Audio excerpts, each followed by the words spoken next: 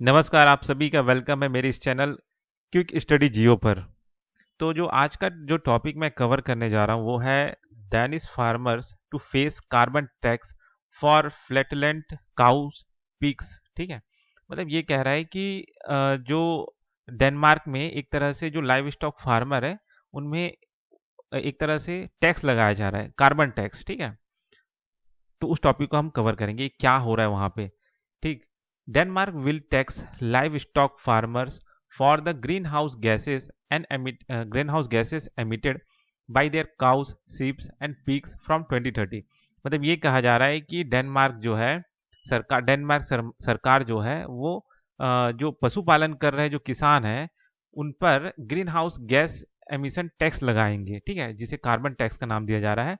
ठीक है, जो कि निकलता है कि जो ग्रीन हाउस गैस है जो निकलता है कहाँ से, जो गाय हो गए, भेड़ हो गए, सुअर हो गए, ठीक है, उन पे जो ग्रीन हाउस गैस जो निकल रहा है।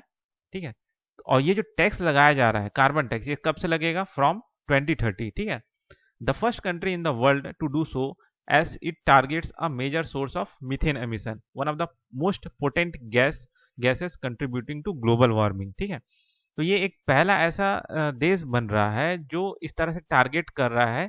ठीक है, किस पे?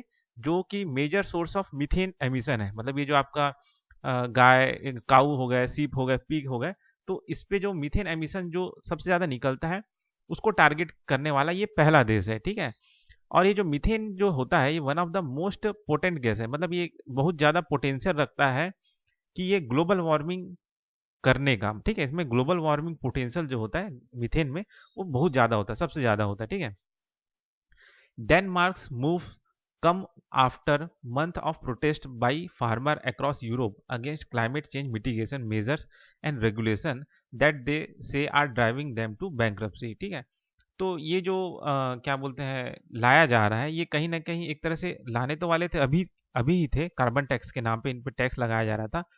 लेकिन कहीं ना कहीं जो फार्मर का जो प्रोटेस्ट यूरोप में, पूरे यूरोप में जो फैल रहा था, उसको देखते हुए इसे कहीं ना कहीं 2030 तक कर दिया गया। ठीक है, और ये जो प्रोटेस्ट जो हो रहा था यूरोप में, ये इसीलिए ही हो रहा था कि एक क्या बोलते हैं क्लाइमेट चेंज को मिटिगेट करने के लिए, उसको रेगुलेट, उसको कम करने के नाम पे जो एक तरह से फार्मर पे जो टैक्स लगाया जा रहा है, तो इससे क्या हो रहा था कि जो किसान थे कहीं ना कहीं एक तरह से कंगाली की ओर जा रहे थे। ठीक है, इसलिए जो यूरोप के जो किसान थे वो प्रोटेस्ट कर रहे थे। ठीक, इसलिए कहीं ना कहीं डेनमार्क सरकार ने ये जो टैक्स है, कार्बन टैक्स, कहीं ना कहीं 2030 से चालू करने का इन्होंने प्लान बनाया है। मतलब 2030 से लोग लागू करेंगे। ठीक, अब इसके पीछे और क्या क्या की पॉइंट्स है उसको देखते हैं। Although carbon dioxide typically get more attention for its role in climate change, methane traps about 87 times more heat on a 20-year time scale, according to the US National Oceanic and Atmospheric Administration। ठीक है, तो ये जो आपका US national oceanic and atmospheric administration द्वारा ये कहा गया कि जो कार्बन डाइऑक्साइड है वो कहीं ना कहीं ज़्यादा लोगों का उसमें ध्यान है कि क्लाइमेट चेंज को करने पे, लेकिन देखा जाए तो जो मीथेन जो होता है वो 87 टाइम्स मोर ट्रैप करता है। मतलब पोटेंशियल है कहीं ना कहीं ग्लोबल वार्मिंग के लिए। ठीक, level of methane which is emitted from source including landfill, oil and natural gas system and live stock have increased particularly quickly since 2020। ये बोला जा रहा है कि जो मीथेन का जो लेवल है अभी जो रिलीज हो रहा है, उसका जो एमिशन जो हो रहा है सोर्स से, ठीक है, तो वो कहाँ कहाँ से होता है? लैंडफिल से, ऑयल, और जो नेचुरल गैस सिस्टम है और जो लाइव स्टॉक है वहां से ये एमिशन जो है वो अ, आता है, मतलब मीथेन का जो एमिशन होता है। तो ये कहीं ना कहीं 2020 के बाद में ये जो है इंक्रीज हुआ है। ठीक है, live stock accounts for 32% of human caused methane emission. ठीक है, says says the United Nation environment programme.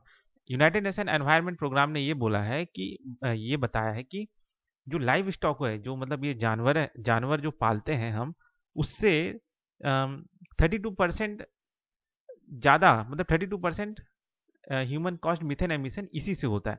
मतलब इंसान के द्वारा जो भी मीथेन एमिशन हो रहा है उसमें से 32% जो एमिशन हो रहा है वो इस लाइव स्टॉक से होता है। ठीक है, New Zealand had passed a similar law due to take effect in 2025।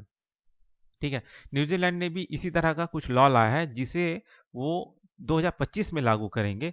However the legislature was scraped after facing multiple criticism for farmer from farmers. ठीक है, लेकिन देखा जाए ये लोग न्यूजीलैंड जो देश है वो लाने का ऐसा सोचा था 2025 में, लेकिन वहाँ पे जो किसान थे कहीं ना कहीं बहुत ज़्यादा एक तरह से क्रिटिसिज्म किए, जिस वजह से ये जो नियम जो लाया जा रहा था, जो लॉ लाया जा रहा था, उसे कहीं ना कहीं निरस्त कर दिया गया है। ठीक है,